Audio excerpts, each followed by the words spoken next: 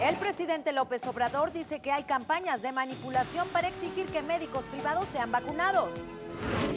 Se cumplen 29 días de que fueron decomisadas presuntas vacunas Sputnik V en Campeche. El gobierno no ha aclarado si eran falsas. El gobernador de Texas pide a Joe Biden designar a cárteles mexicanos como organizaciones terroristas. Fija nueva fecha de audiencia para Genaro García Luna. Será hasta el 23 de junio. La imagen de un abrazo en tiempos de COVID-19 gana el World Press Photo 2021.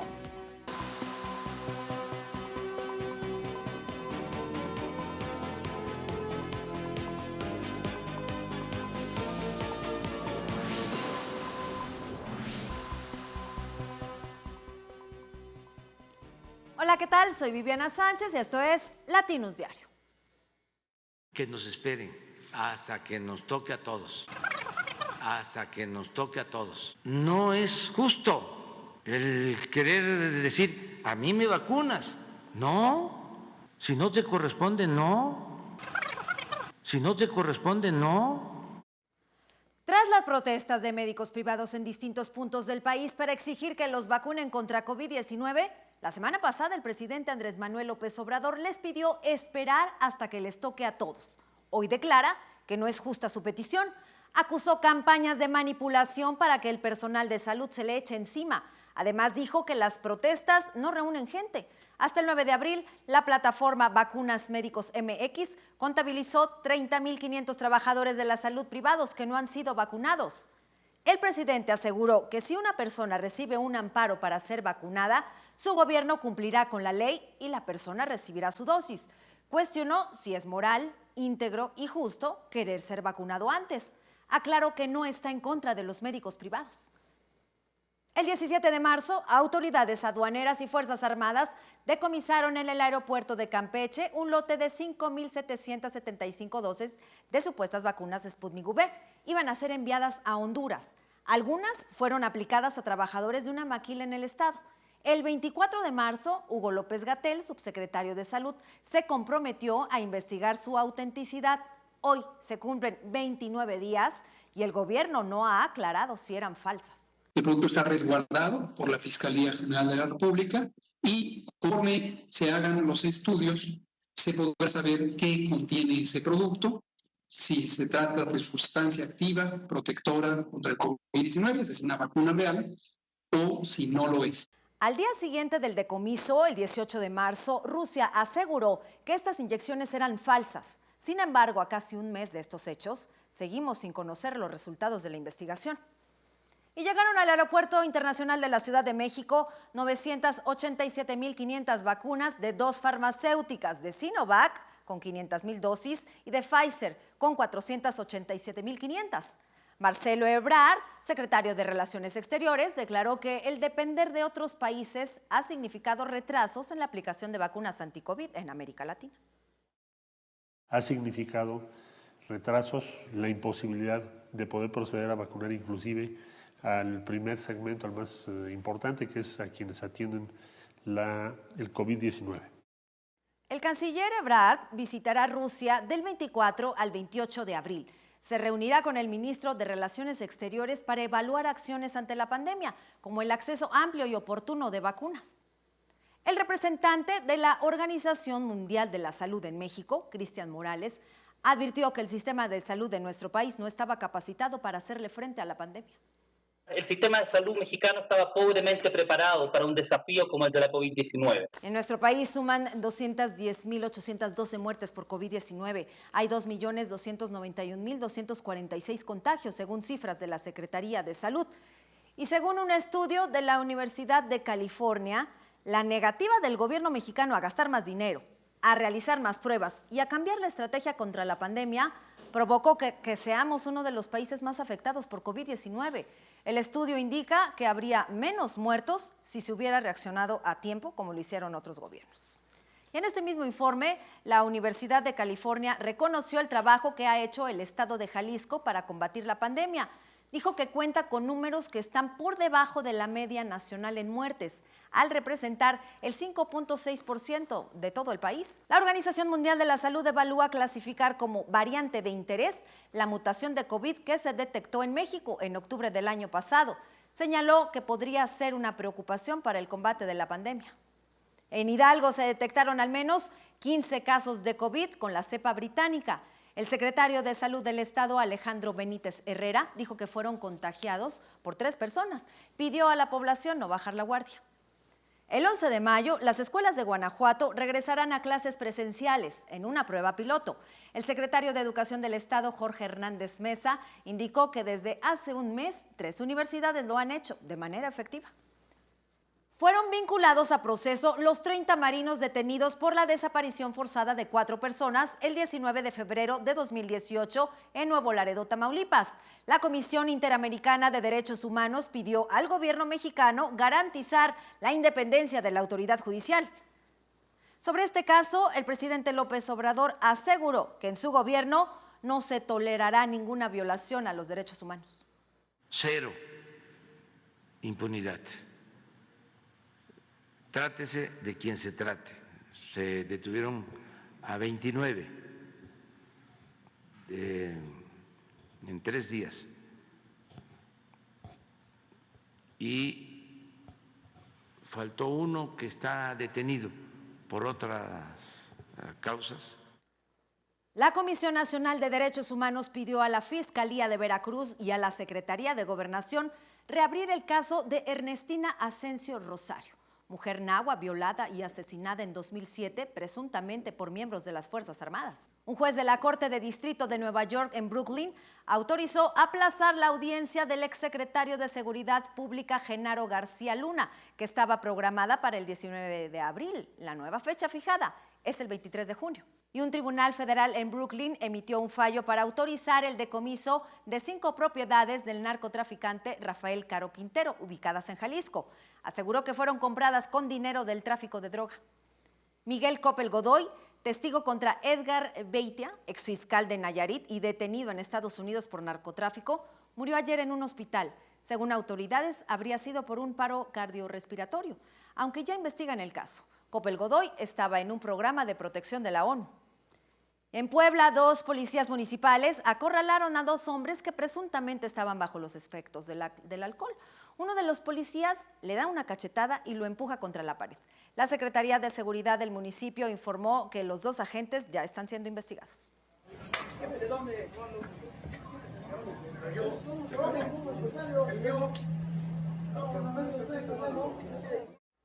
Félix Salgado Macedonio aseguró anoche que el INE le quitó su candidatura por obedecer a intereses de extrema derecha.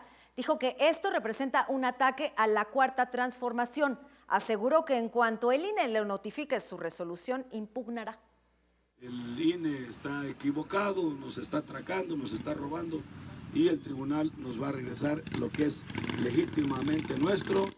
Raúl Morón también está listo para presentar la impugnación ante el Tribunal Electoral del Poder Judicial por la resolución del INE que confirmó que no podrá ser candidato al gobierno de Michoacán.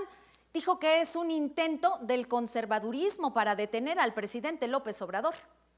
Y de visita en Tlaxcala para acompañar a la candidata de su partido, Lorena Cuellar, el líder nacional de Morena, Mario Delgado, continuó su discurso en contra del INE. Dijo que la decisión de quitar las candidaturas de Morena es un signo del regreso al autoritarismo. El PRIAN, como sabe que no le va a ir bien en las urnas, está tratando de robarnos a través de las instituciones electorales. El consejero del INE, Ciro Murayama, recordó que un presidente no puede instigar a la oposición, halagar a su partido ni entrometerse en la elección. Advirtió que la Constitución deja claro que los gobernantes deben ser neutrales y que no se pueden usar recursos públicos a favor o en contra de los partidos. La Sala Superior del Tribunal Electoral del Poder Judicial de la Federación aplazó la discusión sobre el proyecto que intenta validar los candados aprobados por el INE para evitar la sobrerepresentación en la Cámara de Diputados, el cual fue impugnado por Morena, Acción Nacional y Encuentro Social. Ricardo Gallardo Cardona, candidato de la coalición Juntos Haremos Historia para el gobierno de San Luis Potosí, denunció que hay una campaña de desprestigio en su contra, organizada por el gobernador Juan Manuel Carreras. Prueba de ello, dijo, es la difusión de la noticia de que es investigado por la Unidad de Inteligencia Financiera. El próximo 22 de abril, a las 6 de la tarde, se realizará el primer debate de los candidatos al gobierno de Sinaloa. Será transmitido de manera virtual desde el Teatro Lince de la Universidad Autónoma de Occidente. Así lo dio a conocer el Instituto Electoral del Estado. El Instituto Electoral y de Participación Ciudadana de Chiapas avaló más de 12,000 candidaturas que cumplieron con su declaración 3 de 3 contra la violencia política de género. 11,972 son candidatos para cargos en ayuntamientos y 748 para ocupar un lugar en el Congreso local. Y arrancaron las campañas para renovar el Congreso de Durango. Hay 410 candidatos que buscan ocupar uno de los 15 distritos de mayoría relativa. El Instituto Electoral local les pidió seguir los protocolos sanitarios para evitar los contagios de COVID. Juan Cepeda buscará nuevamente la alcaldía de Neza en el Estado de México. Ahora estará postulado por Movimiento Ciudadano. Cepeda fue alcalde del municipio de 2013 al 2015 por el PRD. Sheila Soto Manzano, candidata a diputada federal en Guerrero por la alianza Va por México, presentó una denuncia ante la Fiscalía Especializada en Delitos Electorales contra su contrincante morenista, Pablo Amílcar Sandoval, por violencia política de género. También solicitó medidas de protección para ella, su familia y su equipo de campaña. De septiembre de 2020 a la fecha, 20 candidatos han sido asesinados. A pesar del riesgo, muchos continúan en campañas. Es el caso de Julio González, candidato independiente a la presidencia municipal de Dolores Hidalgo, Guanajuato. Ha sido amenazado de muerte y su casa fue blanco de ataques con bombas Molotov. González lidera las encuestas. El presidente López Obrador propuso a Jesús Seade como embajador de México en China y a Lilia Roshbash como embajadora en Argentina. Deberán ser aprobados en el Senado. La Cámara de Diputados aprobó en lo general y lo particular las reformas a la ley de hidrocarburos propuestas por el presidente López Obrador. Permitirá al gobierno federal suspender permisos o concesiones a privados en toda la cadena de producción o distribución de hidrocarburos, petrolíferos y petroquímicos. Fue enviada al Senado para su análisis y su discusión. El incendio en Tepoztlán, que inició el domingo, fue controlado al 100%. Según Protección Civil, se utilizaron más de 600,000 litros de agua y espuma para poder apagarlo.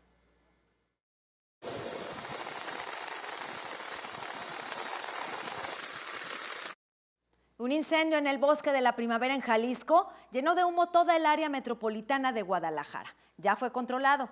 15 de los más de 400 brigadistas resultaron con quemaduras y heridas.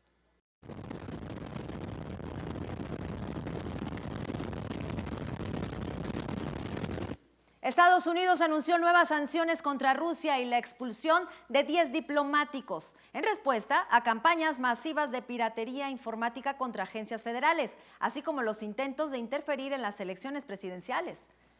El secretario de Estado norteamericano, Antony Blinken, llegó a Afganistán en una visita sorpresa para presentar el plan del presidente Joe Biden para retirar a todas las tropas antes del 11 de septiembre.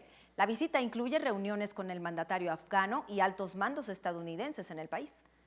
El gobernador de Texas, Greg Abbott, pidió a través de una carta al presidente Biden designar a los cárteles mexicanos como organizaciones terroristas. Traería consecuencias como sanciones económicas y dificultaría a las víctimas de los cárteles conseguir asilo en los Estados Unidos. Liberaron a Maylin Obregón, la madre del niño nicaragüense que encontraron en la frontera con Estados Unidos. La mujer fue secuestrada a finales de marzo en nuestro país. El menor se encuentra en un albergue en Texas. Autoridades tejanas temen que ocurran inundaciones en el sur del estado durante la temporada de huracanes que inicia en junio. Durante la construcción del muro fronterizo de Trump, se hicieron 4 agujeros al sistema de diques que no fueron reparados. Y este jueves comienza la visita del primer ministro japonés, Yoshihide Suga, a Estados Unidos. Mañana se reunirá con el presidente Biden para dialogar sobre una posible estrategia común para hacer frente a China. Será el primer encuentro en persona del mandatario estadounidense con uno extranjero desde que tomó posesión en enero. La oleada de coronavirus en India continúa tomando fuerza. El país rebasó por primera vez el registro de 200,000 casos nuevos y 1,038 muertes en 24 horas. Hospitales comienzan a colapsar con pacientes compartiendo camas. Y Europa sufrió y ya superó el 1.000.000 de muertes por COVID-19 y reportó más de 1 millón de nuevos casos cada semana.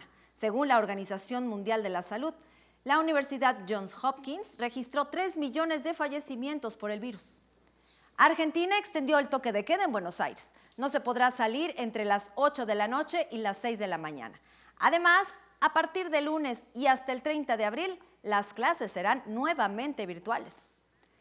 El Supremo Tribunal Federal de Brasil autorizó que continúe la investigación en el Senado sobre posibles omisiones del presidente Jair Bolsonaro en el manejo de la pandemia. En enero, decenas de pacientes murieron por falta de oxígeno. En el país suman más de 362,000 muertes por COVID-19. Y según un funcionario de la Organización Mundial de la Salud, Dinamarca estudia la posibilidad de compartir vacunas de AstraZeneca con países pobres. Ayer suspendió definitivamente el uso del fármaco por casos de trombosis. El riesgo de casos de trombosis a causa de una inyección por COVID es 8 veces mayor que el de las vacunas contra la enfermedad. Lo revelaron así investigadores británicos. Tanto la farmacéutica AstraZeneca como la de Johnson & Johnson han enfrentado casos muy raros relacionados con la aplicación de la dosis.